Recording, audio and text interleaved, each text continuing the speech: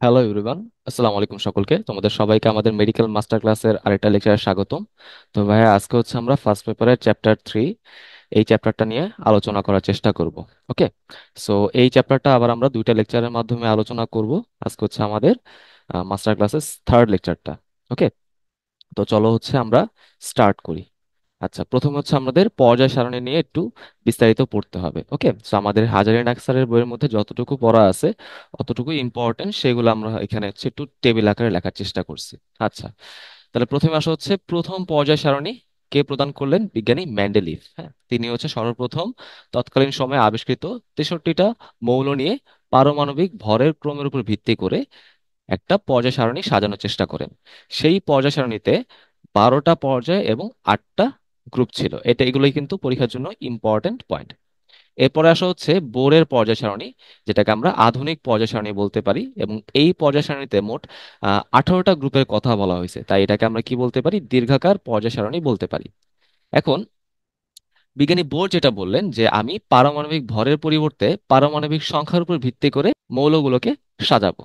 ওকে, তো এইভাবে সাজানোর পর আমি সেটাকে 7টা পর্যায় এবং 18টা গ্রুপে বিন্যস্ত করতে পারি। ওকে, তাহলে এটা একটু মনে রাখতে হবে যে বোর হচ্ছে মোট 118টা মৌলকে এরকম পারমাণবিক সংখ্যার ক্রম অনুসারে মোট 7টা পর্যায় এবং 18টা গ্রুপে বিন্যস্ত করেন। আচ্ছা, এবার আসা হচ্ছে আধুনিক পর্যায় সূত্র। কি বলা হয়েছে? মৌলসমূহের ভৌত এবং রাসায়নিক ধর্মাবলী এদের পারমাণবিক সংখ্যার বৃদ্ধির ক্রম অনুযায়ী আবর্তিত হয়। ওকে, সো এটা হচ্ছে আমাদের আধুনিক পর্যায় সূত্র। ওকে, সো মনে রাখতে হবে পারমাণবিক সংখ্যার কথা কিন্তু বলা হয়েছে সূত্রের মধ্যে, পারমাণবিক ভরের কিন্তু কোনো কথা বলা হয় নাই। আচ্ছা, এবার আসো আধুনিক পর্যায় সারণীর ভিত্তি কি? পারমাণবিক সংখ্যা এবং ইলেকট্রন বিন্যাস। ওকে, তো প্রশ্নের যদি অপশনে দুইটাই দেওয়া থাকে, পারমাণবিক সংখ্যা এবং ইলেকট্রন বিন্যাস, তাহলে তুমি অবশ্যই প্রথমে ইলেকট্রন বিন্যাসটা দাগাবা। এটার উপর ভিত্তি করেই আমরা মৌলগুলোকে বিভিন্ন গ্রুপে সাজাই, দেন তুমি পারমাণবিক সংখ্যা দাগাতে পারো। ওকে, সো এই বেসিক কথা এগুলাই গেল। এরপর আসো পর্যায় সারণীতে অবস্থিত মৌলসমূহ কি কি আছে। প্রথম পর্যায়ে থাকে হচ্ছে মাত্র দুইটা মৌল, হাইড্রোজেন এবং হিলিয়াম। ওকে, দ্বিতীয় এবং তৃতীয় পর্যায়ে থাকে হচ্ছে 8টা করে মৌল, রাইট। চতুর্থ এবং পঞ্চম পর্যায়ে থাকে হচ্ছে 18টা করে মৌল, এবং ষষ্ঠ সপ্তম পর্যায়ে থাকে হচ্ছে 32টা করে মৌল। এখন কতগুলা করে মৌল আছে তার উপর ভিত্তি করে আমরা এদেরকে বিভিন্ন নামে ডাকতে পারি। যেমন যেখানে দুইটা মৌল আছে অর্থাৎ প্রথম পর্যায়ে, সেটাকে আমরা অতিরস্য পর্যায় বলতে পারি। 8টা থাকলে হচ্ছে রস্য পর্যায় বলতে পারি, 18 থাকলে আমরা বলতে পারি দীর্ঘ পর্যায়, এবং 32টা থাকলে বলতে পারি অতি দীর্ঘ পর্যায়। হুম, ওকে। আচ্ছা, এর মধ্যে আবার সপ্তম পর্যায়টাকে আমরা বলতে পারি তেজস্ক্রিয় পর্যায়, কারণ এখানে যে মৌলগুলো থাকে তারা হচ্ছে রেডিও অ্যাক্টিভিটি বা তেজস্ক্রিয়তা প্রদর্শন করে। ওকে, সো আশা করি তোমরা এই বেসিক ইনফরমেশন গুলো বুঝতে পারছো। আচ্ছা, চলো আমরা আগাই। এখানে কি বলা হয়েছে? মৌলসমূহের শ্রেণীবিভাগ আমরা পর্যায় সারণীকে মোট 4টা ব্লকে ভাগ করতে পারি। হ্যাঁ, এই ব্লকটা মেনলি নামকরণ করা হয়েছে শেষ ইলেকট্রনটা কোন অরবিটালে প্রবেশ করে তার উপর ভিত্তি করে। যেমন এস ব্লক মৌল, বুঝতেই পারতেছি লাস্ট ইলেকট্রনটা এস অরবিটালে প্রবেশ করবে। কে কে আছে? গ্রুপ 1, গ্রুপ 2 এবং হিলিয়াম, তাই তো। গ্রুপ 1-এ আছে আমাদের 7টা মৌল, গ্রুপ 2-তে আছে 6টা মৌল, সাথে হচ্ছে আমাদের হিলিয়াম একটা, মোট কয়টা হলো? 14টা। Very very important. আচ্ছা, এটা যোজ্যতা স্তরের ইলেকট্রন বিন্যাস কি হবে? NS1 থেকে 2, একটা বা দুইটা ইলেকট্রন থাকতে পারে। পি এর জন্য দেখো গ্রুপ 13 থেকে 18 হিলিয়াম বাদে। ওকে, তাহলে এখানে আলটিমেটলি আসা হচ্ছে 36টা মৌল, ইলেকট্রন বিন্যাস হচ্ছে NS2 NP 1 থেকে 6। ডি ব্লকের মধ্যে দেখো গ্রুপ 3 এবং গ্রুপ 12 এর মৌল, আসলে এরকম না, গ্রুপ 3 থেকে গ্রুপ 12 এরকম হবে কথাটা। ওকে, মোট কতগুলো মৌল আছে? 41টা মৌল আছে। যোজ্যতা স্তরের ইলেকট্রন বিন্যাস হচ্ছে N-1 D1 থেকে 10 এবং NS1 থেকে 2, অর্থাৎ বাহিরের এস তার আগে যদি ডি থাকে সেই ডি। আর এফ ব্লকের ক্ষেত্রে কি হবে? পর্যায় 6 এবং 7-এর শুধুমাত্র গ্রুপ 3-এর মৌল সমূহ, ঠিক আছে। গ্রুপ 3-এর বাইরে আমি কোনো এফ ব্লক মৌল পাবো না। এখানে কতগুলো মৌল থাকে? 27টা। এবং ইলেকট্রন বিন্যাস কি? দেখো সবচেয়ে বাইরের এস তাতে দুইটা ইলেকট্রন থাকবে, তার আগে ডিতে হয় কোনো ইলেকট্রন থাকবে না, অথবা একটা অথবা দুইটা ইলেকট্রন থাকতে পারে, এবং তারও আগে এফ এর মধ্যে 1 থেকে 14 যে কোনো সংখ্যক ইলেকট্রন থাকতে পারে। সেখান থেকে কতগুলা করে মৌল আছে সেইগুলো আমাদের জাস্ট জানতে হবে: 14, 36, 41, 27। আচ্ছা, এই যে আমাদের এফ ব্লক মৌলের কথা বললাম, পর্যায় সারণীতে কিন্তু এফ ব্লক মৌলকে একটা আলাদা জায়গা দেওয়া হয়েছে।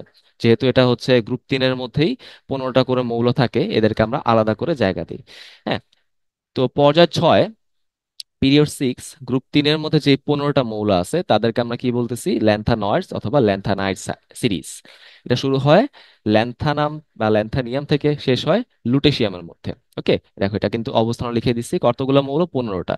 মনে রাখতে হবে ভাইয়া, এই 15টার মধ্যে সব সব কিন্তু এফ ব্লক মৌল না।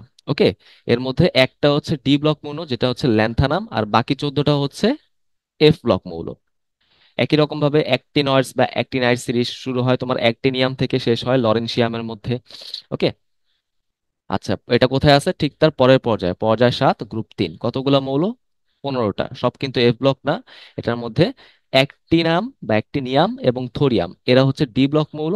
বাকি 13টা হচ্ছে এফ ব্লক মৌল। তাহলে 14 এবং 13 যোগ করলে কত চলে আসে? 27। আশা করি এটা বুঝতে পারলাম। এই দেখো ব্যতিক্রমগুলো আমি লিখেও দিছি।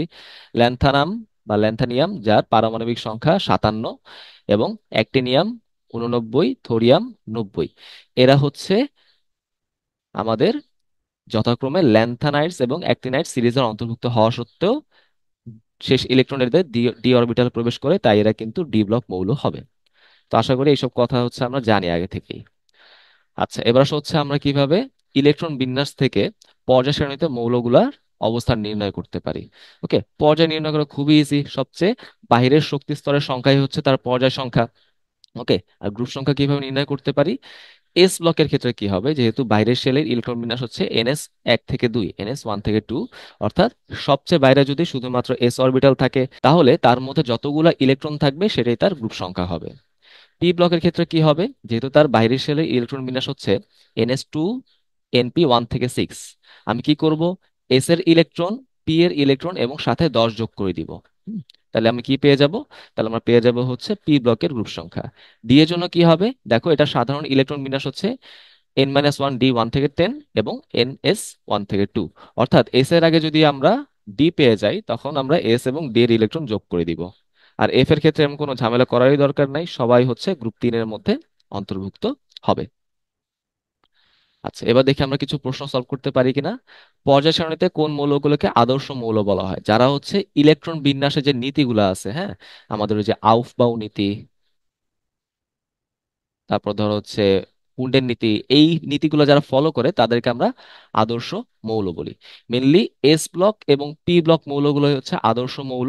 বাট পর্যায় হিসেবে বললে দ্বিতীয় এবং তৃতীয় পর্যায় এরা হচ্ছে আদর্শ মৌলের অন্তর্ভুক্ত হয়, কারণ এরা ইলেকট্রন বিন্যাসের সব নীতি হচ্ছে ফলো করে। পর্যায় সারণীর মূল ভিত্তি কি? আমরা কি বলছিলাম ভাইয়া? ইলেকট্রন বিন্যাস থাকলে, ইলেকট্রন বিন্যাস না থাকলে পারমাণবিক সংখ্যা। আচ্ছা, পর্যায় সারণীতে আধুনিক পর্যায় সারণী সম্পর্কে কোনটি মিথ্যা, কোনটি সত্য নয়? আচ্ছা, দেখি 7টি সারি মানে 7টি পর্যায়, 18টি স্তম্ভ আছে, এই কথা কিন্তু ঠিক। ওকে, মূল সময় এসপি, ডি এবং এফ ব্লক মৌল হিসেবে শ্রেণীবিন্যাস করা হয়েছে, ঠিক কথা ঠিক। মৌল কি 109টা আছে? না, 118টা আছে। তাই তো, তার মানে এটা কিন্তু ভুল, তার মানে এটা হচ্ছে আমাদের উত্তর। পর্যায় সারণীতে 16 পারমাণবিক সংখ্যা বিশিষ্ট মৌলের অবস্থান কি? তাহলে 16 বলতে কাকে বোঝায়? সালফারকে বোঝায়, তাই না? আমরা তো 36 পর্যন্ত এমনি মুখস্থ রাখছি। তাই তো, ইলেকট্রন বিন্যাস করে দেখি। 1s2, 2s2, 2p6, 3s2, 3p4। সবচেয়ে বাইরে হচ্ছে তার 3 নাম্বার শক্তি স্তর, তাই না? এরকম বিষয়টা। তাহলে এর পিরিয়ড কত আসবে? 3 আসবে। এটাই তাহলে আমাদের উত্তর। দেখছো কত ইজি। আচ্ছা, চলো আগাই। পর্যায় সারণী সম্পর্কে মিথ্যা কোনটি, সঠিক সঠিক নয়, তার মানে মিথ্যা কোনটি? চতুর্থ পর্যায়ের 8 নাম্বার আহ এর একটি ঘরে এরকম ফ্রান্সিয়াম, রোডিয়াম, মিটনারিয়াম এইসব 3টি মৌল আছে না? এরা তো, এই কন্ডিশনটা একটা ঘরে একাধিক মৌল শুধুমাত্র আমাদের ল্যান্থানাইড এবং অ্যাক্টিনাইড সিরিজের মৌলের ক্ষেত্রে প্রযোজ্য। তার মানে এখানে কিন্তু এইটাই হচ্ছে উত্তর হবে। পরেরগুলো দেখি। দ্বিতীয় এবং তৃতীয় পর্যায়ে প্রত্যেকে 8টি করে মৌল আছে, কথা ঠিক। পটাশিয়াম, ক্রিপ্টন চতুর্থ পর্যায়ের মৌল, এই কথাও ঠিক। ষষ্ঠ পর্যায়ে সিজিয়াম থেকে এরকম হচ্ছে 32টা করে থাকে। হ্যাঁ, ষষ্ঠ সপ্তম তো দুটাইতেই 32টা করে মৌল থাকবে, তার মানে উত্তর হচ্ছে অপশন এ। দেখলেই বোঝা যায় আসলে এটার জিনিসটা কি হবে, তাই না? আচ্ছা, পরে আসি এস ব্লক মৌলের সমূহের সাধারণ বৈশিষ্ট্য। দেখো এই কথাটা, এস এবং পি ব্লককে একসাথে কি বলা হয়? আদর্শ বা প্রতিনিধি মৌল। আমরা কিন্তু অলরেডি দেখছি। এটার মেল্টিং পয়েন্ট এবং বয়লিং পয়েন্ট কি হবে? নিম্ন হবে। হ্যাঁ, কারণ এটার বাইরে কিন্তু এক থেকে দুইটা ইলেকট্রন থাকে, বের করা খুবই ইজি। মনে রাখতে হবে এস এর গুলা হয় নিম্ন, লো, এবং ডি এর যে ধাতুগুলা থাকে সেগুলোর ক্ষেত্রে হয় উচ্চ বা হাই। রাইট। নরম এবং নমনীয় হবে, বিশেষ করে সোডিয়াম, তারপর পটাশিয়াম সহজে ছুরি দিয়ে কাটা যায়। একক বা দ্বিধনাত্মক ক্যাটায়ন তৈরি করে, তাই না? বাইরে যেহেতু একটা এবং দুইটা ইলেকট্রন থাকে। যৌগসমূহ কি হয়, সাধারণত বর্ণহীন হয়। ব্যতিক্রম কি ডাইক্রোমেট, ক্রোমেট, যেমন এগুলো একটু কমলা লাল টাইপের কালার হয়। ম্যাঙ্গানেট, পারম্যাঙ্গানেট এগুলো একটু গোলাপি লাল টাইপের কালার হয়। এবং সবাই হচ্ছে ডায়াম্যাগনেটিক, মানে চুম্বক দ্বারা বিকর্ষিত হয়। মনে রাখবো, যদি ডি অরবিটালে যদি আমরা কোনো আনপেয়ার্ড ইলেকট্রন না পাই তাহলে সেটা হচ্ছে ডায়াম্যাগনেটিক হবে। আনপেয়ার্ড ইলেকট্রন থাকলে প্যারাম্যাগনেটিক।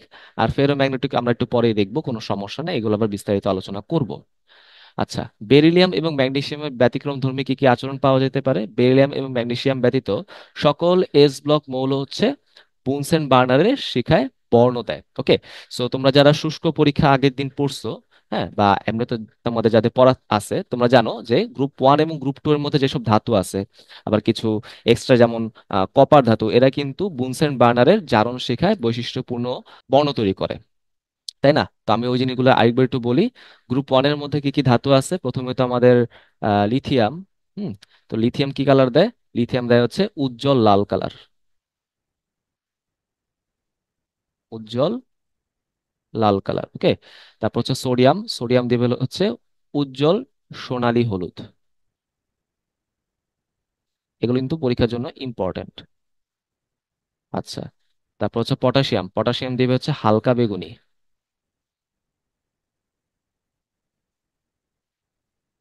আচ্ছা। তারপর হচ্ছে আমাদের রুবিডিয়াম। রুবিডিয়ামও হচ্ছে আমাদের লাল কালার দিবে। সিজিয়াম। সিজিয়াম হচ্ছে নীল কালার দেয়। ওকে। ফ্রান্সিয়াম তো রেডি অ্যাক্টিভ, এটা আমরা শিখা পরীক্ষা করি না। আচ্ছা, এবার হচ্ছে সেকেন্ড গ্রুপ। সেকেন্ড গ্রুপের মধ্যে প্রথমে কি আছে? বেরিলিয়াম। বেরিলিয়াম কিন্তু কোনো কালার দেখাবে না। এরপর হচ্ছে ম্যাগনেসিয়াম। ম্যাগনেসিয়ামও কিন্তু কোনো কালার দেখাবে না। এখন প্রশ্ন হচ্ছে কেন কালার দেখায় না?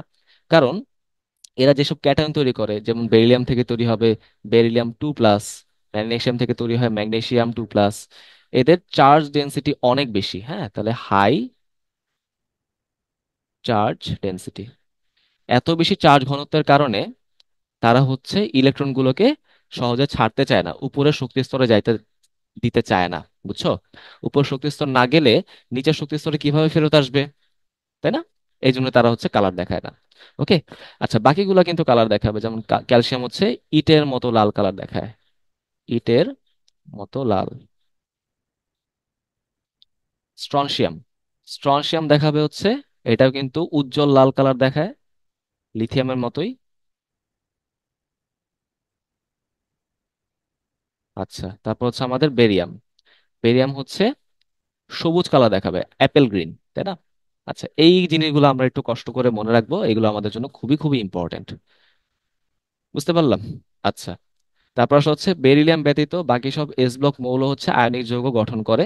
কেন? কারণ বেরিলিয়াম যে আয়নটা তৈরি করে বেরিলিয়াম 2+, এটা হচ্ছে অনেক বেশি চার্জ ডেনসিটি, যার ফলে এখানে অনেক বেশি পোলারায়ন করার ক্ষমতা তৈরি হয়ে যায়। যাদের যত বেশি পোলারায়ন করার ক্ষমতা তারা তত বেশি সমযোজী হয়, আমরা কিন্তু এসব জানি।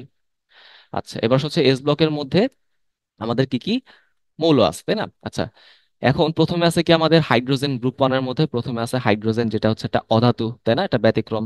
বাকি ছয়টা হচ্ছে আমাদের ক্ষার ধাতু। এই যে এটা কিভাবে মনে রাখতে পারি? লি, না, কে, রুবি, সাজাবে, ফ্রান্সে। ওকে, এভাবে কিন্তু মনে রাখা যায়। আচ্ছা, তো আমি হচ্ছে এই জিনিসটা একটু তোমাদের এক্সপ্লেন করে দিচ্ছি কিভাবে তুমি মনে রাখতে পারবা। যে গ্রুপ 1, এখানে কি আছে? প্রথমে হচ্ছে হাইড্রোজেন। এটা হচ্ছে একটা অধাতু, তাও কিন্তু সেটা গ্রুপ 1-এ আছে, কারণ ইলেকট্রন বিন্যাস কি 1s1, তাই তো? এরপর তুমি মনে রাখতে পারো হচ্ছে লি, না, কে, রুবি, সাজাবে, ফ্রান্সে। ওকে। তাহলে lithium, sodium, potassium, rubidium, caesium, francium. চলে আসো গ্রুপ 2। গ্রুপ 2 এর মধ্যে মেনলি আমরা ছয়টা ধাতু পাবো: বিরিয়ানি, মোগলাই, কাবাব, সরিয়ে বাটিতে রাখো। হ্যাঁ, beryllium, magnesium, calcium, strontium, barium, radium. Okay. তা আশা করি ভাই জিনিসটা তোমাদের ক্লিয়ার হইতে পারলো। আচ্ছা, তাহলে গেল। যেমন ধরো এই যে এখানে কিন্তু বলা আছে গ্রুপ টু এর মধ্যে যেই ধাতুগুলো আছে তাদেরকে আমরা কি বলতেছি, মৃৎকার ধাতু। বেরিলিয়াম, ম্যাগনেসিয়াম এগুলো কিন্তু আমরা অলরেডি পড়ছি, তাই না? তো এখানে কিন্তু আমাদের হিসাবটা আমরা বুঝে ফেললাম। আচ্ছা, এবার আসা হচ্ছে গ্রুপ ওয়ানের ধাতুগুলোকে আমরা কেন ক্ষার ধাতু বলতেছি, কারণ তারা পানির সাথে বিক্রিয়ায় তীব্র ক্ষার তৈরি করে। যেমন ধরো সোডিয়ামের কথা বলি, সোডিয়ামের সাথে পানির বিক্রিয়া কি হবে, সোডিয়াম হাইড্রোক্সাইড নামক একটা তীব্র ক্ষার এখানে তৈরি হয়। ওকে, আচ্ছা, গেল। আর গ্রুপ টু এর মৌলগুলোকে কেন আমরা মৃৎ ক্ষার ধাতু বলতেছি? মৃৎ মানে মাটি, বুঝতে পারছো? অর্থাৎ এইসব ক্ষার ধাতুকে আমরা মাটি থেকে পাই, তাই এরা হচ্ছে মৃৎ ক্ষার ধাতু। এই যে দেখো, এদেরকে মাটি থেকে পাওয়া যায়। ওকে, আচ্ছা, মনে রাখার উপায় তো আমরা অলরেডি পড়ে ফেলছি, সো এটার দরকার নাই। আশা করি এটা এগুলো তোমাদের ক্লিয়ার। আচ্ছা, দেখি এস এবং পি ব্লক মৌলসমূহের সংখ্যার ক্রম কত। এস এ হচ্ছে 14টা, পি এ হচ্ছে 36টা, তাই তো? তাহলে 14 36 হচ্ছে আমাদের উত্তর। সোডিয়াম আয়নে কতগুলো ইলেকট্রন থাকে? দেখো, সোডিয়ামে কিন্তু ইলেকট্রন থাকে হচ্ছে 11টা, কারণ পারমাণবিক সংখ্যা হচ্ছে 11, প্রোটন সংখ্যা সমান ইলেকট্রন থাকে। বাট সোডিয়াম আয়নে কি হয়, একটা ইলেকট্রন বের হয়ে যায়, তাহলে ইলেকট্রন সংখ্যা হবে 10। তাহলে উত্তর হচ্ছে অপশন ডি। সোডিয়াম ক্লোরাইডের সম্পৃক্ত জলীয় দ্রবণকে আমরা কি বলবো? ব্রাইন। এটা দিয়ে কিন্তু খাদ্য সংরক্ষণ করা যেতে পারে। সবচেয়ে হালকা ধাতু কি? লিথিয়াম, তাই তো? কারণ লিথিয়াম তো পারমাণবিক সংখ্যা কত, মাত্র 3। হ্যাঁ, অ্যালুমিনিয়াম হচ্ছে 13, ম্যাগনেসিয়াম কিন্তু তোমার 12, সোডিয়াম হচ্ছে 11। সবাই তো এখানে ভারী হবে, তাই না? আচ্ছা, পি ব্লকের মধ্যে আসি। তো পি ব্লকে আমাদের কি কি আছে? 13 থেকে 18, তাই না? এই গ্রুপগুলো আছে। তো আমি কিভাবে মনে রাখতে পারি? গ্রুপ 13 মনে রাখা যায় কিভাবে? বর এলো গেল ইন্ডিয়া থেকে নেপাল। ওকে, তাহলে boron, aluminium, gallium, indium, thallium আর হচ্ছে নিহনিয়াম। 14 আমি কিভাবে মনে রাখতে পারি? কাশি গেলে সোনা পাবে ফিরে। Carbon, silicon, germanium, tin, lead, flerovium. হ্যাঁ, আচ্ছা, 15 এদেরকে আমরা কি বলতে পারি? 15 মৌলগুলোকে আমরা বলতে পারি হচ্ছে নিকটোজেন। হ্যাঁ, নিকটোজেন। নিকটোজেন মানে হচ্ছে শ্বাসরোধকারী। ওকে, প্রথম মৌলটাকে নাইট্রোজেন কিভাবে মনে রাখতে পারি? নলকূপের পানিতে আর্সেনিক সর্বোচ্চ বিষাক্ত মাত্রায় থাকে। তাহলে তাহলে এখানে কি কি মৌল আসলো? নাইট্রোজেন, ফসফরাস, আর্সেনিক, স্টিবিয়াম বা এটাকে আমরা অ্যান্টিমনি বলতে পারি, বিসমাথ আর হচ্ছে মস্কোবিয়াম। গ্রুপ 16 এদেরকে আমরা কি বলতে পারবো? চ্যালকোজেন, তাই তো? চ্যালকোজেন। ওকে, আচ্ছা, এখানে কি কি মৌল আছে কিভাবে মনে রাখা যায়? ও এস, এসসি তে পড়েও লাভ নাই। ওকে, তাহলে oxygen, sulphur, selenium, tellurium, polonium এবং লিভারমোরিয়াম। তো এদেরকে আমরা কি বলতে পারি? চ্যালকোজেন। চ্যালকোজেন মানে কি? আকরিক তৈরিকারী মৌল, তাই না? আচ্ছা, এবার হচ্ছে গ্রুপ 17। গ্রুপ 17-তে কে কে আছে? বা গ্রুপ 17-তে আসলে এদেরকে আমরা একসাথে কি বলতে পারি? হ্যালোজেন, তাই তো? হ্যালোজেন মানে সামুদ্রিক লবণ যারা তৈরি করে। কিভাবে মনে রাখতে পারবো? ফ্লোরা, চলো, ভ্রমর, আইলো, এ, টিএন বাংলায়। ওকে, তাহলে কিভাবে হইলো বিষয়টা দেখো, ফ্লোরিন, ক্লোরিন, ব্রোমিন, আয়োডিন, অ্যাস্টেটিন, টেনিসিন। আর 18 হচ্ছে নিষ্ক্রিয় গ্যাস বা নোবেল গ্যাস। ঠিক আছে, নিষ্ক্রিয় গ্যাস বা নোবেল গ্যাস বা অভিজাত গ্যাস বলা যেতে পারে। ওকে, কিভাবে মনে রাখা যায়? প্রথম হচ্ছে আমাদের হিলিয়াম, তাই তো? হিলিয়ামের পর হচ্ছে নিয়ন, তারপর হচ্ছে আর্গন, ক্রিপ্টন, তারপর হচ্ছে জিনন, রেডন, অর্গানিসন। ওকে, এটা এভাবে মনে রাখলে চলে। তুমি ছন্দ দিয়ে মনে রাখতে পারো। হ্যাঁ, হেনা আর করিম যেন আহ, রাতকানা রোগী। হ্যাঁ, তবে তোমরা মনে রাখতে পারো। সো এই হচ্ছে আমাদের মৌলগুলো। ঠিক আছে, এর মধ্যে শুধুমাত্র হিলিয়ামটা হচ্ছে প্রথম পর্যায়ের মৌল। বাকি এরা হচ্ছে 2 থেকে 7। হ্যাঁ, যেমন ধরো এটা হচ্ছে 2, 3, 4, 5, 6, 7। ওকে, তো আশা করি এগুলো তোমাদের মনে থাকবে। আচ্ছা, এখানে দেখো আমি জিনিসটা একটা সামারি লিখে রাখছি। নিক্টোজেন কোথায় থাকে? 15 নাম্বার গ্রুপে। মৌল সংখ্যা দেখার দরকার নাই, মেনলি বেশি যেগুলো হচ্ছে নন রেডিও অ্যাক্টিভ সেগুলোর কথা আমরা এখানে লিখে রাখছি, নাইট্রোজেন, ফসফরাস, আর্সেনিক আর স্টিবিয়াম। চ্যালকোজেন গ্রুপ 16-তে আছে, এগুলো কিন্তু আমরা পড়ছি। হ্যালোজেন গ্রুপ 17-তে আছে, পড়ছি। নিষ্ক্রিয় বা অভিজাত মৌল গ্রুপ 18-তে আছে, এগুলো কিন্তু আমরা পড়ছি। আচ্ছা, এই প্রশ্ন হচ্ছে উপধাতু বা অপধাতু বা মেটালয়েড এগুলো কোনগুলা? যেগুলো হচ্ছে মেনলি ধাতু বা অধাতু কোনোটার মতোই কাজ করে না, দুটা একটা মিক্সচার এর মতো কাজ করতে পারে। বুঝতে পারছো? মানে যারা ধাতু এবং অধাতুর মধ্যবর্তী একটা আচরণ করে। কিভাবে মনে রাখতে পারবো? দেখো, এটা শুরু হয়েছে এখান থেকে। প্রথম হচ্ছে আমাদের বোরন, তারপর হচ্ছে সিলিকন, তারপর হচ্ছে জার্মেনিয়াম এবং আর্সেনিক, তারপর হচ্ছে স্টিবিয়াম এবং টেলুরিয়াম। ওকে, কিছু কিছু বইয়ে কিন্তু অ্যাসিটিনের কথা লেখা আছে, বাট অ্যাসিটিন সব বইয়ে উল্লেখ করা হয় নাই। হাজারি স্যারের বইয়ে জাস্ট 6টাই নাম লেখা, আমরা 6টাই পড়বো। ঠিক আছে, কিভাবে পড়তে পারি? এটা আমরা এইভাবে পড়তে পারি যে বেশি গ্যাস সবার টেনশনের কারণ। ওকে, এইভাবে তুমি চাইলে পড়তে পারবা। দেখো এখানে লেখাও আছে, এটা হচ্ছে 6টা থাকে এখানে মৌল। বেশি গ্যাস সবার টেনশনের কারণ, এভাবে তুমি চাইলে পড়তে পারো। আচ্ছা, চলো আগাই।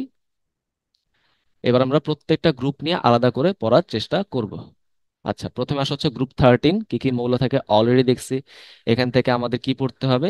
এইটার একটা আকরিক পাওয়া যায় যার নাম হচ্ছে বক্সাইট। এটা তড়িৎ বিশ্লেষণ দ্বারা অ্যালুমিনিয়াম ধাতু নিষ্কাশন করা যায়। ধাতুগুলোর যৌগ প্রধানত আয়নিক হয়, যেহেতু ধাতু এরা। গ্রুপ 13-এ কিন্তু আমাদের বোরন হচ্ছে উপধাতু, বাকি সবাই কিন্তু ধাতু, তাই না? তবে উচ্চ চার্জ ঘনত্বের কারণে পোলারায়ন ঘটে, যেমন অ্যালুমিনিয়াম ক্লোরাইড। এটা ধাতু, এটা আয়নিক যৌগ হইলেও তার মধ্যে 50%-এর বেশি কিন্তু সমযোজী বৈশিষ্ট্য থাকে পোলারায়নের কারণে, তাই না? এই জন্য সেটা কি হয়ে যায়? সমযোজী যৌগ হয়ে যায়। আচ্ছা, অ্যালুমিনিয়াম ক্লোরাইড কি করে? ডাইমার গঠন করে, রাইট? আচ্ছা, কিভাবে ডাইমার গঠন করে সেগুলো তো আমাদের তো জানার দরকার নাই, তা আমি তোমাদেরকে একটু বলে দিচ্ছি। এই দেখো, এই যে এই হচ্ছে আমাদের একটা অ্যালুমিনিয়াম ক্লোরাইড। আমরা এখানে দেখতেই পারতেছি কি থাকবে? অষ্টক সংকোচন থাকবে, তাই তো? কারণ অ্যালুমিনিয়ামের বাইরে তো 8টা ইলেকট্রন থাকা দরকার, এখানে আছে 6টা ইলেকট্রন। এটা কিভাবে ব্যালেন্স হবে? এটা মেনলি ব্যালেন্স হয় পার্শ্ববর্তী যে অণুটা আছে, সে অণুর যে ক্লোরিন পরমাণু, সে ক্লোরিন পরমাণুর লোন পেয়ার দিয়ে। হ্যাঁ, এই ক্লোরিন পরমাণু কি করবে? তার লোন পেয়ারটাকে সুন্দর মতো অ্যালুমিনিয়ামের ফাঁকা অরবিটালে পাঠায় দেয়, এবং এই ক্লোরিন পরমাণু তার লোন পেয়ারটাকে অ্যালুমিনিয়ামের ফাঁকা অরবিটালে পাঠায় দেয়। ওকে, এইভাবে সে হচ্ছে ডাইমারটা গঠন করে। বুঝতে পারলাম? আচ্ছা, আগাই চলো। একই রকম ভাবে গ্রুপ 16, এখানে কি কি আছে আমরা মৌলগুলো অলরেডি দেখছি। এবং এখানে দেখবা তোমাদের বইয়ের মধ্যে অনুধাবন মূলকের জন্য বেশ কিছু ছোট ছোট প্রশ্ন থাকে। আমরা সেই ছোট ছোট প্রশ্নের হেডিং গুলা জাস্ট পড়বো। যেমন সিলিকন টেট্রাক্লোরাইড আদ্র বিশ্লেষিত হয় কিন্তু কার্বন টেট্রাক্লোরাইড হয় না কেন? কারণ কার্বনের মধ্যে কিন্তু কোনো ডি অরবিটাল নাই, সিলিকনের মধ্যে কিন্তু 3D অরবিটাল আছে, তাই না? আচ্ছা, ফাঁকা আছে বাট কিন্তু প্রেজেন্ট আছে, তাই না? আচ্ছা, সিলিকন অক্সাইড হচ্ছে দৈত্যাকার অণু তৈরি করে, মনে রাখতে হবে।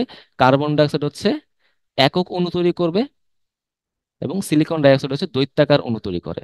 স্বাভাবিক অবস্থায় কার্বন ডাইঅক্সাইড হচ্ছে গ্যাসীয় অবস্থায় থাকে, আন্তঃআণবিক বন্ধন শক্তি খুবই কম থাকে, কারণ তারা তো একক অবস্থায় থাকবে। বাট সিলিকন ডাইঅক্সাইড সেটা কিন্তু কঠিন পদার্থ, কারণ কি তারা হচ্ছে আন্তঃআণবিক সমযোজী বন্ধন তৈরি করে। হ্যাঁ, অক্সিজেনের সাথে হচ্ছে সমযোজী বন্ধন তৈরি করতে পারে। কার্বনের দুটি রূপভেদ, গ্রাফাইট এবং হীরক, এটা থাকবে। এখন রূপভেদ বলতে কি বোঝায়? পরমাণু একই বাট তাদের মধ্যে সংকরায়ন ভিন্ন ভিন্ন হয়, যেমন গ্রাফাইট হচ্ছে sp2 সংকরায়ন থাকবে, এবং হীরক হচ্ছে sp3 সংকরায়ন থাকবে। তাহলে খেয়াল করে দেখো, sp2 সংকরায়ন যদি থাকে তাহলে কার্বনের কিন্তু 2pz অরবিটালে যে ইলেকট্রনটা থাকে সেটা কিন্তু বিশুদ্ধ অবস্থায় থাকে, সেটা এখন একটা ফ্রি ইলেকট্রন হিসেবে কাজ করবে। বুঝতে পারছো? এই ফ্রি ইলেকট্রনের প্রবাহের কারণেই আলটিমেটলি গ্রাফাইট হচ্ছে বিদ্যুৎ সুপরিবাহী হয়। বাট হিরোকে কিন্তু এরকম কোনো ফ্রি ইলেকট্রন নাই, তাই এটা কিন্তু বিদ্যুৎ কুপরিবাহী। 1000 ডিগ্রি সেলসিয়াস তাপমাত্রায় হীরক হচ্ছে গ্রাফাইটে পরিণত হবে। আচ্ছা, এবার এখানে আসি, এই প্রশ্নটা একটু দেখো, একটু ট্রিকি মনে হতে পারে যে লেড কোথায় অবস্থিত। এখন বিষয় হচ্ছে ভাই, লেড হচ্ছে আহ, এত ভারী একটা পরমাণু, তাই না? তার পারমাণবিক সংখ্যা হচ্ছে অনেক বড়। হ্যাঁ, অনেক হয়তো আমরা জানি না, এটা মুখস্থও নাই, তাই না? সো এটা আমি কিভাবে কি করতে পারি? দেখো আমরা কিন্তু মুখস্থ করে আসছিলাম যে লেড কিন্তু কোথায় থাকে, গ্রুপ 14-এ থাকে। আমরা পড়ছিলাম না যে কাশি গেলে সোনা পাবে ফিরে, তাই তো? কাশি গেলে সোনা পাবে ফিরে। এই দেখো লেড এখানে আছে।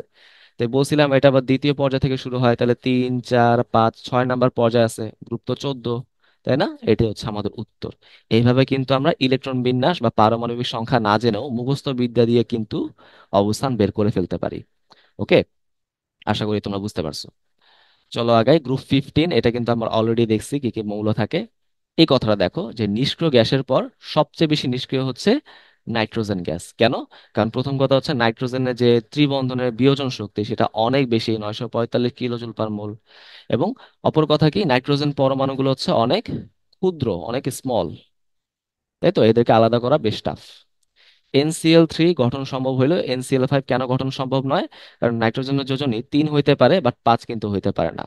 বাট ওইদিকে ফসফরাসের 3 এবং 5 উভয় যোজনেই কিন্তু সম্ভব, কারণ ফসফরাসের মধ্যে ডি অরবিটাল আছে, নাইট্রোজেনের মধ্যে কোনো ডি অরবিটাল নাই।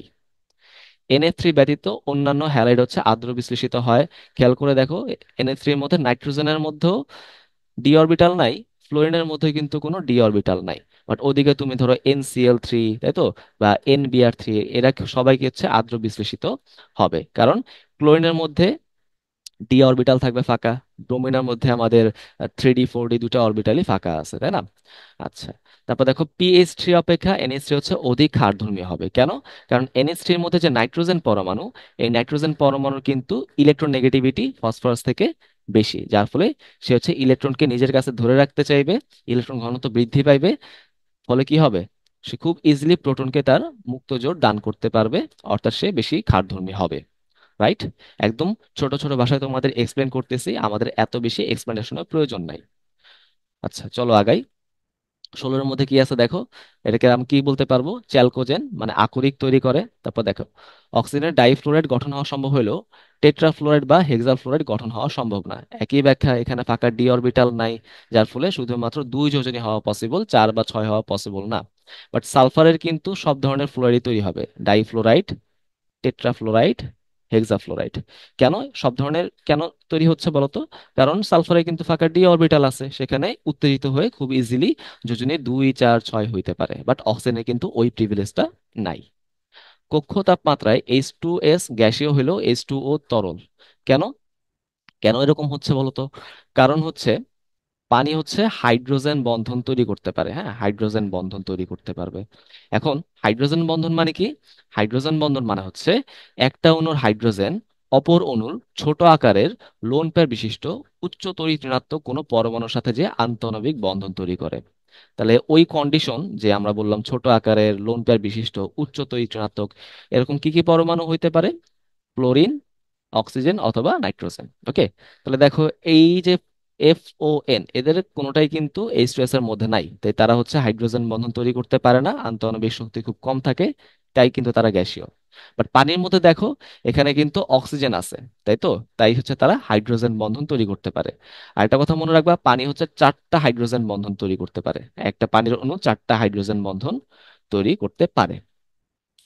আচ্ছা, এবার হচ্ছে বিভিন্ন রকমের অক্সাইড। অক্সাইড মানে কি? অক্সিজেনযুক্ত যৌগ। দেখো এটা কিন্তু আমাদের কবির স্যারের বইয়ে আলোচনা করা আছে, যে এখানে আমরা 9 রকমের অক্সাইড পাইতে পারি, তাই তো?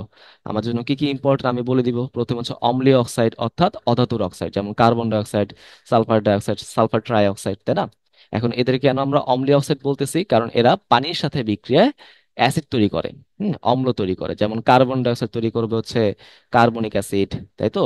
সালফার ডাইঅক্সাইড তৈরি করে হচ্ছে সালফিউরিক অ্যাসিড, তাই না? এরকম বিষয়টা। ফসফরাস পেন্টঅক্সাইড তৈরি করবে হচ্ছে ফসফরিক অ্যাসিড, এরকম বিষয়টা, হ্যাঁ। ক্ষারকীয় অক্সাইড, এরা হচ্ছে ধাতুর অক্সাইড, মেইনলি যারা পানির সাথে বিক্রিয়ায় তীব্র ক্ষার তৈরি করে। যেমন সোডিয়াম অক্সাইড হচ্ছে পানির সাথে বিক্রিয়ায় সোডিয়াম হাইড্রোক্সাইড তৈরি করবে, তাই না? পটাশিয়াম অক্সাইড তৈরি করবে পটাশিয়াম হাইড্রোক্সাইড, ম্যাগনেসিয়াম অক্সাইড তৈরি করবে ম্যাগনেসিয়াম হাইড্রোক্সাইড। তো আশা করি তোমরা এই জিনিসটা বুঝতে পারতেছো। এবার হচ্ছে এইটা নিরপেক্ষ বা প্রশম অক্সাইড, অর্থাৎ যে হচ্ছে পানির সাথে বিক্রিয়া করে না, যার হচ্ছে অম্ল বা ক্ষার কোনো ধর্মই নাই। হুম, যেমন ধরো হচ্ছে এখানে পানি, কার্বন মনোক্সাইড, নাইট্রাস অক্সাইড, আর হচ্ছে নাইট্রিক অক্সাইড। কিভাবে মনে রাখতে পারি? এটা মনে রাখা খুবই ইম্পর্টেন্ট এবং খুবই সহজ। দেখো, কোনো পানি নাই, এটা দিয়ে আমি মনে রাখতে পারবো। কো দিয়ে হচ্ছে কার্বন মনোক্সাইড, নো দিয়ে হচ্ছে নাইট্রিক অক্সাইড, পানিতে H2O, নাই দিয়ে হচ্ছে নাইট্রাস অক্সাইড। এই চারটা মনে রাখা খুবই খুবই ভাইটাল, পরীক্ষা কিন্তু কমনলি দেয়। উভধর্মী অক্সাইড মানে কি? সে অ্যাসিডকেও প্রশমন করতে পারে, ক্ষারকীয় আচরণ করে, ক্ষারকেও প্রশমন করতে পারবে অ্যাসিডের মতো আচরণ করে। কে কে আছে দেখো, অ্যালুমিনিয়াম অক্সাইড, তারপর ধরো হচ্ছে এখানে বেরিলিয়াম অক্সাইড তুমি বলতে পারো, zinc oxide, tin oxide, lead দুইটা অক্সাইড আছে এখানে। পার অক্সাইড মানে কি? যেখানে অক্সিজেনের জারণ মান হচ্ছে -1 করে, যেমন ধরো নাইট্রোজেন পার অক্সাইড, বেরিয়াম পার অক্সাইড। পলি অক্সাইড, যার সংকেতটা মনে রাখবা, এটা সংকেতটা XO2 এই ফরম্যাটে থাকে, হ্যাঁ। যেমন লেডের ক্ষেত্রে হইতে পারে, ম্যাঙ্গানিজের হইতে পারে। সাব অক্সাইডটা দেখো, লেডেরটা উল্টা করে পড়লে সাব অক্সাইড। সুপার অক্সাইড কি হয়? সুপার অক্সাইড হচ্ছে -1/2 করে হয়, তাই না? যেমন পটাশিয়াম সুপার অক্সাইড। আর যুগ্ম বা মিশ্র অক্সাইডের সংকেতটা কি রকম হয়? X3O4 এই ফরম্যাটে। ঠিক আছে, এটা একটু মনে রাখলে হবে। এক্ষেত্রে কি হবে? একাধিক জারণমান বিশিষ্ট ধাতব পরমাণু হচ্ছে অক্সিজেনের সাথে অক্সাইড তৈরি করে, যেমন ধরো হচ্ছে আয়রন 2,3 অক্সাইড, lead-2,3 অক্সাইড, এরকম, হ্যাঁ। আচ্ছা দেখি নিচের কোনটি সুপার অক্সাইড, অর্থাৎ যেখানে জারণ মান কত? -1/2, তাই না? আমরা অলরেডি দেখছিলাম পটাশিয়াম সুপার অক্সাইড। এটাই হচ্ছে আমাদের উত্তর। গ্রুপ 17-এর মধ্যে আসো, এদেরকে কি কি কি বলি আমরা? হ্যালোজেন বলি, তাই না? আচ্ছা, তারপর দেখো এই যে সোডিয়াম ক্লোরাইডের গাঢ় সম্পৃক্ত জলীয় দ্রবণকে আমরা ব্রাইন বলতেছিলাম, খাদ্য সংরক্ষক হিসেবে কাজ করে, তাই না? এটা আমি লিখে দিই, এটা হচ্ছে খাদ্য সংরক্ষক হিসেবে ব্যবহার করা যেতে পারে। তারপর দেখো গ্যাসগুলার কালার কি? ক্লোরিন গ্যাসটা হচ্ছে ফিকে হলুদ, দিয়ে মনে রাখা যায়। ক্লোরিন হচ্ছে সবুজাভ হলুদ, ব্রোমিন হচ্ছে লাল তরল, এবং আয়োডিন হচ্ছে বেগুনি। এখানে প্রত্যেকটা কালারই ইম্পর্টেন্ট, বিশেষ করে ব্রোমিন এবং আয়োডিন, হ্যাঁ। আচ্ছা দেখো, পানির সাথে ক্লোরিন বিক্রিয়া করে HCl এবং HOCl তৈরি করে, এটা হচ্ছে অসামঞ্জস্যতা। হ্যাঁ, অসামঞ্জস্যতা বিক্রিয়া। তো দেখো, অসামঞ্জস্যতা বিক্রিয়া কারা কারা দেয়? ফ্লোরিন গ্যাস দিতে পারে, ক্লোরিন গ্যাস দিতে পারে, মানে যাদের তড়িৎ ঋণাত্মকতা অনেক বেশি, এভাবে তুমি চিন্তা করতে পারো। কাদের সাথে এই বিক্রিয়াগুলো দিবে? পানি হইতে পারে, সোডিয়াম হাইড্রোক্সাইড হইতে পারে, অথবা পটাশিয়াম হাইড্রোক্সাইড হইতে পারে। ওকে। আচ্ছা, এটা লাগবে না, ব্লিচিং পাউডার কারেকশন ফ্লুইড হিসেবে ইউজ হয়, জাস্ট একটু পড়বা। আচ্ছা, এখানে দেখো হ্যালোজেনের মধ্যে বিভিন্ন সম্পর্ক দেওয়া আছে। এটা আমরা যখন আহ পর্যায়বৃত্ত ধর্ম পড়বো তখন আরো ক্লিয়ার হইতে পারবো। বুঝতে পারছো? যেমন তড়িৎ ঋণাত্মকতা, হ্যাঁ, একই গ্রুপের উপর থেকে নিচে আসলে কিন্তু কমতে থাকে, তাই ফ্লোরিন সবচেয়ে বেশি, আয়োডিন সবচেয়ে কম। সক্রিয়তা তড়িৎ ঋণাত্মকতার সাথে সমানুপাতিক, যত বেশি তড়িৎ ঋণাত্মক তত বেশি সক্রিয়, তাই ফ্লোরিন সবচেয়ে বেশি, আয়োডিন সবচেয়ে কম। ইলেকট্রন আসক্তি, এখানে কিন্তু ব্যাখ্যাটা অনেকটা তড়িৎ ঋণাত্মকতার মতোই। যার তড়িৎ ঋণাত্মকতা যত বেশি, তার ইলেকট্রন আসক্তি তত বেশি, উপর থেকে নিচে আসলে হ্রাস পায়। বাট এখানে একটা এক্সেপশন আছে, ক্লোরিনের কিন্তু ইলেকট্রন আসক্তি ফ্লোরিন থেকে বেশি। কেন? কারণ ফ্লোরিনের আকারটা খুব ছোট হয়। এটার ব্যাখ্যা আমরা পড়বো, কোনো সমস্যা নাই। আর লাস্টে দেখো, তারপর দেখো আর কি, গলনাঙ্ক বা স্ফুটনাঙ্ক ক্রমটা কি হবে? অধাতুর ক্ষেত্রে পরমাণুর আকার যত বড় হবে, তার গলনাঙ্ক স্ফুটনাঙ্ক তত বেশি হবে। ঠিক আছে, এটা তোমাকে একটু মনে রাখতে হবে। হাইড্রাসিডের শক্তি, এটা মেনলি অ্যানায়নের আকারের উপর ডিপেন্ড করবে। ঠিক আছে, এই শক্তিটা হচ্ছে অ্যানায়নের আকারের উপর ডিপেন্ড করে, এটা কিন্তু মনে রাখা খুবই ইম্পর্টেন্ট। মনে রাখবে যে অ্যানায়নের আকার যত বড় হবে, হাইড্রাসিডের আহ, শক্তি তত বেশি হবে। তাহলে আয়োডাইড আয়নের আকার সবচেয়ে বড়, তাই এটা হচ্ছে সবচেয়ে সবল হাইড্রাসিড। সবচেয়ে দুর্বল কি হবে? HF। মেরু প্রবণতা, এটা ডিপেন্ড করে হচ্ছে মেনলি তড়িৎ ঋণাত্মকতার উপর। অর্থাৎ যেই হ্যালোজেনের তড়িৎ ঋণাত্মকতা যত বেশি, সে তত বেশি মেরু প্রবণ হয়, তাই HF সবচেয়ে বেশি, HI সবচেয়ে কম। গ্রুপ 18, এদেরকে আমরা কি বলতে পারি? নিষ্ক্রিয় গ্যাস বা অভিজাত গ্যাস বা নোবেল গ্যাস বা বিরল গ্যাস, অনেকগুলো নামে ডাকা যেতে পারে। আচ্ছা, কে কে আছে দেখো, হিলিয়াম, নিয়ন, আর্গন, এগুলো কিন্তু আমরা পড়ছি। এরা হচ্ছে এক পরমাণু গ্যাস হয়। মনে রাখতে হবে যে দ্বিপরমাণু গ্যাস কারা কারা? হাইড্রোজেন, নাইট্রোজেন, অক্সিজেন এবং হ্যালোজেন গুলা। আর নিষ্ক্রিয় গ্যাসগুলো হচ্ছে এক পরমাণু গ্যাস, হ্যাঁ। এটা আমাদের একটু মনে রাখতে হবে, এটা হচ্ছে দ্বিপরমাণুক। আমাদের একটু মনে রাখতে হবে, খুব ইম্পর্টেন্ট। আচ্ছা, এদের যোজনী হচ্ছে শূন্য, এরা সহজ হচ্ছে বিক্রিয়া করতে চায় না। তবে ফ্লোরিন এবং অক্সিজেনের মতো ছোট আকারের উচ্চ তড়িৎ ঋণাত্মকতা বিশিষ্ট মৌলের সাথে এরা আবার সমযোজী বন্ধন তৈরি করে ফেলে, যেমন ধরো জিনন ডাইফ্লোরাইড, তারপর ধরো জিনন ট্রাইঅক্সাইড, এরকম। আচ্ছা, তারপরে কথা দেখো হচ্ছে ক্ল্যাথরেট যৌগ তৈরি করে। ওকে, তো মনে রাখতে হবে ক্ল্যাথরেট যৌগ মানে হচ্ছে একটা অবরোধ যৌগ, একটু পড়লে হবে। কারা কারা তৈরি করে? মেনলি হচ্ছে যেসব নিষ্ক্রিয় গ্যাসের আকারটা একটু বড় হয়, যেমন ধরো হচ্ছে আর্গন এবং ক্রিপ্টন এরা হচ্ছে তৈরি করে। কারা কারা তৈরি করে না? যাদের আকারটা একটু ছোট হবে, যেমন হিলিয়াম এবং নিয়ন, এরা হচ্ছে এইসব যৌগ তৈরি করে না। এই কয়েকটা কথা পড়লেই আমার মনে হয় এনাফ। আচ্ছা, নিষ্ক্রিয় গ্যাসের ব্যবহার very very very very important, আমাদের অবশ্যই পড়তে হবে এগুলা। দেখো, হিলিয়াম গ্যাসটা কোথায় ব্যবহার করা হবে? ডুবুরিদের শ্বাস প্রশ্বাসের জন্য যে ব্যবহার করা হয় অক্সিজেন সিলিন্ডার, তার মধ্যে 80% হিলিয়াম আমরা ব্যবহার করি। ঠিক আছে, দেখো নামে অক্সিজেন সিলিন্ডার, বাট অক্সিজেনের পরিমাণ কিন্তু খুবই কম, তাই তো, 5 ভাগের 1 ভাগ। এটা হচ্ছে এনএমআর বা নিউক্লিয়ার ম্যাগনেটিক রেজোনেন্স, যেটা হচ্ছে এমআরআই যন্ত্রে ব্যবহার করা যেতে পারে। ওকে। আচ্ছা, নিয়ন দেখো কোথায় ব্যবহার করা যেতে পারে? উড়ন্ত বিমানে পাইলটগণ উজ্জ্বল লাল বর্ণের আলো হচ্ছে ব্যবহার করে থাকেন, সেখানে আমাদের কি থাকবে? নিয়ন থাকবে। অপারেশন রুমে লাল আলোর জন্য এবং ভোল্টামিটার এটা ইউজ করা যেতে পারে। আর্গন ভেরি ভেরি ইম্পর্টেন্ট, বৈদ্যুতিক বাল্বে ব্যবহার করা যায় নিষ্ক্রিয় পরিবেশ রূপে, তাই না? এটা কিন্তু পরীক্ষা আসা প্রশ্ন। ক্রিপ্টন জিনন, এটা হচ্ছে ফটোগ্রাফিক ফ্ল্যাশ বাল্বে ইউজ করা যেতে পারে, আর হচ্ছে টিউব লাইটে কিন্তু ক্রিপ্টন গ্যাস ইউজ করা যেতে পারে। তাহলে বৈদ্যুতিক বাল্ব বা এনার্জি সেভিং বাল্ব, ঠিক আছে, এটাকে কিন্তু আমরা এনার্জি সেভিং বাল্বও বলতে পারি। এখানে ইউজ করা হবে আর্গন, আর টিউব লাইটে ইউজ করা হবে হচ্ছে ক্রিপ্টন জেনন। রেডনটা কোথায় ব্যবহার করা হয়? ক্যান্সার চিকিৎসা, মনে রাখবো যে ক্যান্সার চিকিৎসায় মূল ব্যবহার করা হবে হচ্ছে রেডন। আর তড়িৎচুম্বকীয় রশ্মি ব্যবহার করা হবে হচ্ছে গামা রশ্মি। ওকে, এগুলো একটু আমাদের মনে রাখতে হবে। আচ্ছা, দেখি কিছু প্রশ্ন দেখি। নিচের কোন অক্সাইডটি পানিতে মিশাইলে সবচেয়ে বেশি অম্লীয় দ্রবণ তৈরি হবে?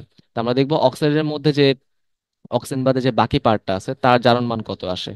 যার জারণ মান যত বেশি সে তত বেশি অম্লীয় দ্রবণ তৈরি করবে। কার্বন মনোক্সাইড জারণ মান +2, সিলিকন জারণ মান +4, ফসফরাস পেন্টাঅক্সাইড +5, আর হচ্ছে কার্বন ডাইঅক্সাইড হচ্ছে +4। তাহলে বুঝতেই পারলাম এখানে ফসফরাস পেন্টাঅক্সাইড হবে আর কি। নিচের কোনটি পানিতে সহজে দ্রবীভূত হয়? এটা কিন্তু আমরা গুণগত রসায়নে আলোচনা করছিলাম, অ্যামোনিয়া, তাই তো? রাইট, কারণ অ্যামোনিয়া হচ্ছে পানির সাথে হাইড্রোজেন বন্ধন তৈরি করতে পারে। রাইট। আচ্ছা, অপটিক্যাল ফাইবারের প্রধান উপাদান কি? কাঁচ, তাই না? কাঁচের মধ্যে কি থাকে? Silicon dioxide. চলো দেখি পরে কি আছে। নিষ্ক্রিয় গ্যাসের পর সবচেয়ে নিষ্ক্রিয় মৌল কোনটা? আসলে গ্যাস বলা উচিত ছিল, সেটা হবে নাইট্রোজেন, তাই না? আমরা কিন্তু ব্যাখ্যা দেখছি। কোন অক্সাইডটি উভধর্মী হবে? অ্যালুমিনিয়াম অক্সাইড, আমরা ছকের মধ্যে পড়ে ফেলছিলাম। কোন অক্সাইডটা অম্লীয় হবে? অধাতুর অক্সাইড, এই যে কার্বন ডাই অক্সাইড। অ্যালুমিনিয়াম তো উভধর্মী, ম্যাগনেসিয়াম সোডিয়াম এগুলো তো ক্ষারধর্মী অক্সাইড। আচ্ছা, পর্যায় সারণীতে পি ব্লকের মৌলসমূহকে কি বলা হবে? প্রতিরূপী মৌল বা প্রতিনিধি মৌল, এইভাবে তুমি চাইলে বলতে পারো, ঠিক আছে। আচ্ছা, তারপর হচ্ছে নিচের কোনটি সাধারণ অবস্থায় তরল থাকে? মনে রাখতে হবে ফ্লোরিন এবং ক্লোরিন থাকবে গ্যাস, ব্রোমিন হচ্ছে লিকুইড বা তরল ফর্মে থাকে, এবং আয়োডিন এবং অ্যাসিটিন এরা সবাই হচ্ছে সলিড ফর্মে থাকবে। এগুলো তোমাকে একটু পড়তে হবে, ঠিক আছে। তাহলে তরল কে থাকবে? নিশ্চয়ই ব্রোমিন। নিচের কোনটি ক্যান্সার চিকিৎসায় ব্যবহার করা হয়? রেডন, দেখছি আমরা একটু আগে। নিচের কোনটি পলিঅক্সাইড, তাই না? PbO2, এটাও কিন্তু আমরা পড়ে ফেলছি। হ্যাঁ, যেমন ধরো টিন অক্সাইড, এটা উভধর্মী অক্সাইড। ক্যালসিয়াম অক্সাইড ক্ষারধর্মী অক্সাইড। P2O5 অম্লধর্মী অক্সাইড। হ্যালোজেন সমূহের সক্রিয়তার ক্রম, এটা হচ্ছে তড়িৎ-ঋণাত্মকতার ক্রম, তাই না? উপর থেকে নিচে আসলে কমে, তার মানে সবচেয়ে বেশি হচ্ছে ফ্লোরিন, তারপর ক্লোরিন, তারপর হচ্ছে ব্রোমিন, লাস্টে হচ্ছে আয়োডিন, তার মানে অপশন গ হচ্ছে উত্তর। আচ্ছা, এনার্জি এনার্জি সেভিং বাল্বে হচ্ছে কোনটা ব্যবহার করা যায়? আর্গন, আমরা অলরেডি পড়ছি। নিচের কোন সংকেতটি ভুল? দেখো, নাইট্রাস অক্সাইড ঠিক আছে, নাইট্রিক অক্সাইড এটা কিন্তু ভুল, এটা হবে হচ্ছে NO। তাহলে উত্তর হচ্ছে অপশন বি। নিচের কোনটি আচ্ছা, নিচের কোন হ্যালোজেনের রং সঠিক নয়? দেখো, আয়োডিন কি লাল? না, আয়োডিন তো বেগুনি, তাহলে এটাই হবে উত্তর। বাকি এগুলো কিন্তু ঠিকই আছে। হ্যাঁ, কোনটি লাফিং gas? Nitrous oxide, N2O, option B. আচ্ছা, নিচের কোন নিষ্ক্রিয় গ্যাসের পরিপ্রেক্ষিতে উল্লেখিত ব্যবহারটি সঠিক নয়? মিথ্যা কোনটা দেখি তো। আর্গন বৈদ্যুতিক বাল্ব, কথা ঠিক আছে। রেডন কি এরোপ্লেন বেলুনে ইউজ করা হয়? না, রেডন তো ক্যান্সার চিকিৎসায় ব্যবহার করা হবে, তাহলে এটাই উত্তর। বাকিগুলো দেখতে পারো, ঠিক আছে। বৈদ্যুতিক বাল্বে কি ব্যবহার করা হবে আজকাল? আর্গন গ্যাস, তাই তো। নিষ্ক্রিয় গ্যাস কোনটা? না, নিষ্ক্রিয় গ্যাস তো অ্যাস্টেটাইন না, এটা তো একটা হ্যালোজেন, তাই তো, গ্রুপ 17 আছে। এটা হচ্ছে গ্রুপ 17। সর্ববহিস্থ শক্তি স্তরে যদি S2P6 থাকে, তাহলে সেটা কার ইলেকট্রন বিন্যাস বোঝাবে? গ্রুপ 18 বোঝাবে না, তাই তো? কিভাবে 18 হয়? 10 + S এর ইলেকট্রন + P এর ইলেকট্রন, কত হইলো? P এর ইলেকট্রন কত হইলো? 18। 18 মানে তো নিষ্ক্রিয় গ্যাসের গ্রুপ, তার মানে উত্তর হচ্ছে অপশন ডি বা নিষ্ক্রিয় গ্যাস। দৈত্যাকার অণু বলা হয় কোনটিকে? যার আণবিক ভর হচ্ছে অনেক বেশি, যেমন সিলিকন ডাই অক্সাইড। এটা হচ্ছে অনেকগুলা অণু একসাথে যুক্ত হয়ে দৈত্যাকার অণু তৈরি করবে। হ্যাঁ, আণবিক ভর আসলে বলা উচিত। হ্যাঁ। নিচের কোনটি অতি বৃহৎ অণু? জায়ান্ট মলিকুল কোনটা? Silicon die oxide. তাই না? এসব তো আমরা জানি। আচ্ছা, ডি ব্লক মৌল সম্পর্কে আসি। এখান থেকে দেখো বেশ কিছু প্রাইমারি কথা লেখা আছে। এটা ভারী ধাতু হয়, ভারী মৌল হয়, ঘনত্ব বেশি হয়, পরিবর্তনশীল জারণ অবস্থা পাওয়া যায়, উচ্চ গলনাঙ্ক স্ফুটনাঙ্ক আমরা অলরেডি পড়ে ফেলছি, তাপ এবং বিদ্যুৎ সুপরিবাহী হয় যেহেতু এরা ধাতু হয় বেশিরভাগ, এবং বেশিরভাগই হচ্ছে প্যারাম্যাগনেটিক। ওকে, বেশিরভাগই প্যারাম্যাগনেটিক, মানে এখানে কি পাওয়া যাবে? ডি অরবিটালে আনপেয়ার্ড ইলেকট্রন পাওয়া যাবে। রাইট। আচ্ছা, চুম্বক ধর্ম তিন ভাগে ভাগ করা যায়: প্যারাম্যাগনেটিক, ফেরোম্যাগনেটিক, ডায়াম্যাগনেটিক। প্যারা মানে কি? যারা হচ্ছে চুম্বক ক্ষেত্র দ্বারা মৃদুভাবে আকর্ষিত হয়। ফেরো মানে কি? তীব্রভাবে আকর্ষিত হয়। আর ডায়া মানে কি? মৃদুভাবে বিকর্ষিত হয়। প্যারা ফেরো আকর্ষণ, ডায়া হচ্ছে বিকর্ষণ। কিভাবে ডিটারমাইন করা যায়? যদি আনপেয়ার্ড ইলেকট্রন থাকে তাহলে হচ্ছে প্যারাম্যাগনেটিক, আর যদি আনপেয়ার্ড ইলেকট্রন না থাকে তাহলে ডায়াম্যাগনেটিক। আর ফেরোম্যাগনেটিক আমি কিভাবে ডিটারমিন করতে পারি? যাদের দিয়ে আমি ম্যাগনেট তৈরি করতে পারবো, যাদের দিয়ে ম্যাগনেট তৈরি করা সম্ভব তারা হচ্ছে ফেরোম্যাগনেটিক। যেমন ধরো প্যারাম্যাগনেটিক কারা আছে? মেনলি অবস্থান্তর ধাতুগুলো হয় এবং তাদের বিভিন্ন আয়ন হয়। আমরা ইলেকট্রন বিন্যাস করে দেখব ডি অরবিটালে আনপেড ইলেকট্রন আছে কিনা। ফেরোম্যাগনেটিক তিনটা খুব সুন্দর করে মনে রাখবো: 26, 27, 28। হ্যাঁ, ফেকোনি শেষ। আর ডায়াম্যাগনেটিক কারা? গ্রুপ ওয়ান এবং গ্রুপ টু এর মধ্যে যারা আছে তারা কিন্তু ডায়াম্যাগনেটিক। এবং ডি ব্লকে যে কিছু আয়ন আছে যেমন কিউপ্রাস আয়ন, জিঙ্ক 2+, স্ক্যান্ডিয়াম 3+, এবং টাইটানিয়াম 4+, এরাও কিন্তু আমাদের কি হয়? ডায়াম্যাগনেটিক হয়। কেন হয়? কারণ স্ক্যান্ডিয়াম 3+, এটার মধ্যে থ্রিডিতে কোনো ইলেকট্রন থাকবে না, টাইটানিয়াম 4+এও কিন্তু থ্রিডিতে কোনো ইলেকট্রন থাকবে না। হ্যাঁ, কপার প্লাসে থ্রিতে হচ্ছে ইলেকট্রন দ্বারা ফিল আপ অবস্থায় থাকবে, জিঙ্ক 2+ও কিন্তু ফিল আপ অবস্থায় থাকবে, মানে কোনো আনপেয়ার্ড ইলেকট্রন পাওয়া যাবে না। মোট কথা হচ্ছে এইটাই। আচ্ছা, অবস্থান্তর মৌল কারা? দেখো, ডি ব্লকের মধ্যে যেসব মৌলের সুস্থিত আয়নের, সুস্থিত ক্যাটায়নের ডি অরবিটালটা আংশিকভাবে পূর্ণ থাকবে, মানে D0 হইতে পারবে না, আবার D10ও কিন্তু হইতে পারবে না। বুঝতে পারছো? কোনোটাই হইতে পারবে না। D1 থেকে 9 হইতে হবে, তারাই হচ্ছে আমাদের অবস্থান্তর মৌল। যেমন ধরো স্ক্যান্ডিয়াম 3+, এটার মধ্যে আমি ইলেকট্রন বিন্যাস করে পাবো হচ্ছে 3D0, তার মানে এটা কিন্তু অবস্থান্তর না। জিঙ্ক 2+, এটা ইলেকট্রন বিন্যাস করে কি পাবো? 3D10, তার মানে এটা কিন্তু অবস্থান্তর না। এই হচ্ছে আমাদের বিষয়টা। তাহলে এটার মধ্যে কি কি বৈশিষ্ট্য পাওয়া যাবে? পাঁচটা বৈশিষ্ট্য পাওয়া যায়, খুবই ইম্পর্টেন্ট। পরিবর্তনশীল জারণ অবস্থা পাওয়া যাবে, রঙিন যৌগ তারা তৈরি করে, জটিল যৌগ তৈরি করে, প্রভাবক হিসেবে কাজ করে, এবং তারা কিন্তু কি হয়? প্যারাম্যাগনেটিক হয়। কারণ আমরা দেখছিলাম বেশিরভাগই অবস্থান্তর মৌলগুলো কি হবে? প্যারাম্যাগনেটিক হবে, তাই না? আচ্ছা, অবস্থান্তর ধাতুর বিভিন্ন আয়নের কথা বলা হচ্ছে। এখানে দেখো মেনলি কালার গুলো আমাদের লাগবে না, জাস্ট তুমি একটু কথাটা খেয়াল রাখবা যে যারা হচ্ছে অবস্থান্তর ধাতুর আয়ন তারা হচ্ছে প্রায় সবাই হচ্ছে রঙিন আয়ন বা রঙিন যৌগ তৈরি করবে। যেমন ধরো ক্রোমিয়াম বেগুনি, ম্যাঙ্গানিজ গোলাপি, তাই না? তারপর ধরো এখানে নিকেল হচ্ছে সবুজ, ফেরাস হচ্ছে সবুজ, হ্যাঁ, ফেরিক হচ্ছে বাদামি, হ্যাঁ, কোবাল্ট হচ্ছে গোলাপি। যেগুলো কিন্তু অবস্থান্তর না তারা কিন্তু বর্ণহীন যৌগ তৈরি করে বা বর্ণহীন আয়ন তৈরি করে। যেমন স্ক্যান্ডিয়াম 3+, তাই তো, এটা কিন্তু অবস্থান্তর না, বর্ণহীন। জিঙ্ক 2+, অবস্থান্তর না, বর্ণহীন। ওকে। আচ্ছা, একটা কথা মনে রাখবা যে এই বর্ণগুলো প্রদর্শন করার কারণ হচ্ছে ক্রিস্টাল ফিল্ড মতবাদ। হ্যাঁ, ক্রিস্টাল ফিল্ড মতবাদ। ওকে, একটু কথা মনে রাখলে আশা করি আমাদের হয়ে যাবে। আচ্ছা, লিগ্যান্ড কারা? জটিল আয়ন বা জটিল যৌগ গঠনকালে যারা হচ্ছে কেন্দ্রীয় অবস্থান্তর মৌলের আয়নের দিকে মুক্তজোর সাপ্লাই করে। হ্যাঁ, মানে যারা হচ্ছে মিলি লোন পেয়ার ডোনেট করে, তারাই হচ্ছে লিগ্যান্ড। কাহিনী শেষ। দেখো লেখা আছে জটিল আয়ন বা জটিল যৌগ গঠনকালে মুক্তজোর ইলেকট্রন প্রদানকারী ঋণাত্মক আয়ন বা প্রশম্য যৌগ অণুকে আমরা কি বলতে পারি? লিগ্যান্ড বলতে পারি। দুর্বল লিগ্যান্ড কারা? যে কোনো হ্যালাইড আয়ন এবং পানি হচ্ছে দুর্বল লিগ্যান্ড, এর বাইরে যারা আছে সবাই হচ্ছে সবল লিগ্যান্ড। আচ্ছা, এরা সবাই কিন্তু আমাদের মনোডেন্টেড লিগ্যান্ড, বুঝছো? মনোডেন্টেড বা একদন্তি লিগ্যান্ড। কেন? কারণ এরা সবাই হচ্ছে একটা করে লোন পেয়ার দিতে পারে। বা ইথিলিন ডায়ামিন হচ্ছে দ্বিদন্তী লিগ্যান্ড, কারণ সে হচ্ছে দুইটা লোন পেয়ার দিতে পারে। আর মনে রাখতে হবে ইথিলিন ডায়ামিন টেট্রাসিলেট, এটা হচ্ছে হেক্সাডেন্টেড লিগ্যান্ড, কারণ সে হচ্ছে 6টা লোন পেয়ার দিতে পারে। ওকে। আচ্ছা, সন্নিবেশ সংখ্যা কি? সংকরিত অরবিটাল সংখ্যা অথবা লিগ্যান্ড সংখ্যা। হ্যাঁ, সন্নিবেশ সংখ্যা হচ্ছে আলটিমেটলি এইচ এর মান। এগুলো নিয়ে আমরা বিস্তারিত আলোচনা করব, কোনো সমস্যা নাই, জাস্ট একটু মনে রাখলে চলবে। আচ্ছা, এখানে দেখো ধাতব হাইড্রোক্সাইডের বিভিন্ন কালার দেওয়া আছে। এর মধ্যে ফেরাসটা আমরা পড়বো সবুজ, ফেরিকটা হচ্ছে বাদামি, কোবাল্ট হাইড্রোক্সাইড হচ্ছে আহ গোলাপি। হ্যাঁ, এগুলো পড়লেই হয়, কিন্তু দেখো জিঙ্ক হাইড্রোক্সাইড কিন্তু আবার সাদা, কারণ জিঙ্ক তো অবস্থান্তর মৌল ছিল না, তাই না? আচ্ছা, দেখি কিছু প্রশ্ন দেওয়া আছে যে নিচের কোন পরমাণু ডি অরবিটালে ইলেকট্রন আছে। তার মানে আমাদের এখানে একটু ইলেকট্রন বিন্যাস করে দেখতে হবে। বাট আমরা খুব ইজিলি জানি স্ক্যান্ডিয়াম, সে হচ্ছে ডি অরবিটালের প্রথম ইলেকট্রন, তাই না? তাই তো, এরকম বিষয়টা না? আচ্ছা, তার ইলেকট্রন বিন্যাস কি ছিল? 3d1 4s2, তাহলে এটাই উত্তর। আচ্ছা, নিচের কোন মৌলটি রঙিন যৌগ গঠন করে না? অর্থাৎ দেখো, যারা হচ্ছে অবস্থান্তর মৌল, তারা কিন্তু আমাদের রঙিন যৌগ গঠন করবে, মানে ডি ব্লক অ্যাটলিস্ট হইতে হবে। কিন্তু এখানে অপশন গত দেখো, অ্যালুমিনিয়াম কিন্তু পি ব্লক মৌল, ডি না, তার মানে তার কিন্তু রঙিন যৌগ তৈরি করার প্রশ্নই আসে না। আচ্ছা, নিচের কোন আয়নটি রঙিন যৌগ গঠন করবে? যারা হচ্ছে অবস্থান্তর ধাতুর আয়ন তারা তৈরি করবে। ক্যালসিয়াম তো আমাদের এস ব্লক মৌল বাদ। হ্যাঁ, মার্কারি কিন্তু আমাদের অবস্থান্তর মৌল না, ডি ব্লক বাট অবস্থান্তর না। জিঙ্কও কিন্তু অবস্থান্তর না, তাহলে উত্তর হচ্ছে আমাদের নিকেল 2+। ওকে, তুমি যদি নিকেল 2+-এর ইলেকট্রন বিন্যাস করে দেখতে চাও, তাহলে এটা কত আসে? 3d8 4s0। দেখছো, ডির মধ্যে কিন্তু 8টা ইলেকট্রন আছে, কমপ্লিটলি ফিল্ড না, তার মানে সে রঙিন যৌগ তৈরি করতে পারে। ডি ব্লকের মৌল সংখ্যা কতগুলা? 41। আমরা কিন্তু অলরেডি এসব পড়ে ফেলছি।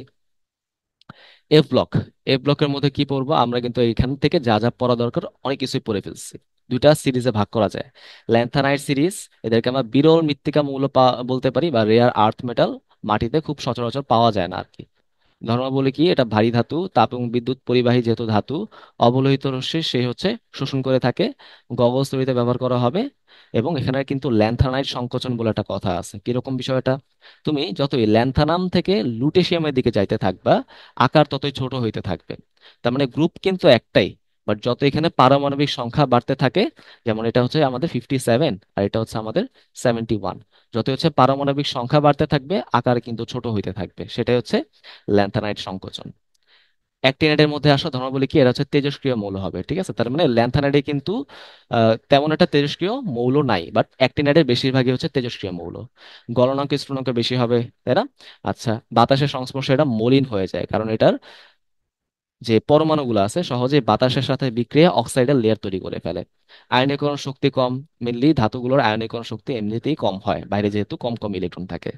থোরিয়া এবং সেরিয়া, মানে থোরিয়ামের অক্সাইড সিরিয়াম অক্সাইড, এদের মিশ্রণ হচ্ছে আমরা জাহাজের হেডলাইট ও সার্চ লাইটে ব্যবহার করি আর কি। এটা কিন্তু খুবই ইম্পর্টেন্ট ইনফরমেশন। আচ্ছা, প্রশ্ন দেখি, নিচের কোনটি এফ ব্লক মৌল নয়? আচ্ছা, আমরা কিন্তু পড়ছিলাম ল্যান্থানিয়াম, তারপর হচ্ছে অ্যাক্টিনিয়াম আর হচ্ছে থোরিয়াম, এরা কিন্তু এফ ব্লক হবে না, তাই তো? তাহলে এখানে উত্তর হচ্ছে ডি। পর্যায় সারণীতে ইনার ট্রানজিশনাল মৌল কোনগুলা? তো আমরা যেমন দেখছিলাম, ডি এর ক্ষেত্রে যদি হয় ট্রানজিশনাল বা অবস্থান্তর মৌল, এফ ব্লকের ক্ষেত্রে সেই একই রকম ভাবে যাদের আয়নে 1 থেকে 13টা ইলেকট্রন থাকে, তাই না? অসম্পূর্ণভাবে যেটা ইলেকট্রন ক্যারি করে, তারা হচ্ছে অন্ত অবস্থান্তর মৌল বা ইনার ট্রানজিশনাল মৌল। এরকম ইনার ট্রানজিশনাল মৌল কতগুলো হয়? 28টা হয়। তাহলে মনে রাখতে হবে এফ ব্লক মৌল হচ্ছে 27টা, বাট ইনার ট্রানজিশনাল মৌল কিন্তু আবার 28টা। হ্যাঁ, যেমন ধরো থোরিয়াম, থোরিয়াম ডি ব্লক হওয়া সত্ত্বেও কিন্তু একটা ইনার ট্রানজিশনাল মৌল হিসেবে কাজ করে। এগুলো একটু তোমাদের জন্য কঠিন লাগতে পারে, জাস্ট আমরা সংখ্যাগুলোই পড়বো। আচ্ছা, ল্যান্থানাইট সিরিজের মৌল কোনটা হবে? এখানে দেখো সিরিয়াম কিন্তু ল্যান্থানাইট সিরিজের মৌল হবে, সিরিয়াম হচ্ছে 58, ল্যান্থানিয়াম যেমন 57, তার ঠিক পরেরটাই। হ্যাঁ। আচ্ছা, অ্যাক্টিনাইড মৌল কোনটা? এখানে দেখো ক্রোমিয়াম না, এটা তো ডি ব্লক। সেলেনিয়াম তো আমাদের পি ব্লক, পটাশিয়াম তো এস ব্লক। থোরিয়াম হচ্ছে আমাদের অ্যাক্টিনাইড মৌল, থোরিয়াম কিন্তু আবার ডি ব্লক। হ্যাঁ। সো এই ছিল আমাদের লেকচার। তো আমাদের এখানে আসলে তেমন কোনো অ্যানালিটিক্যাল প্রশ্ন ছিল না, যা যা ইম্পর্টেন্ট আমি তোমাদের খুব সুন্দর করে স্লাইডের মধ্যে প্রেজেন্ট করে দিছি। হ্যাঁ, এখন তোমরা হচ্ছে এগুলো পড়ে পড়ে আয়ত্ত করে ফেলো। ওকে, তো সবাই ভালো থাকো। আসসালামু আলাইকুম।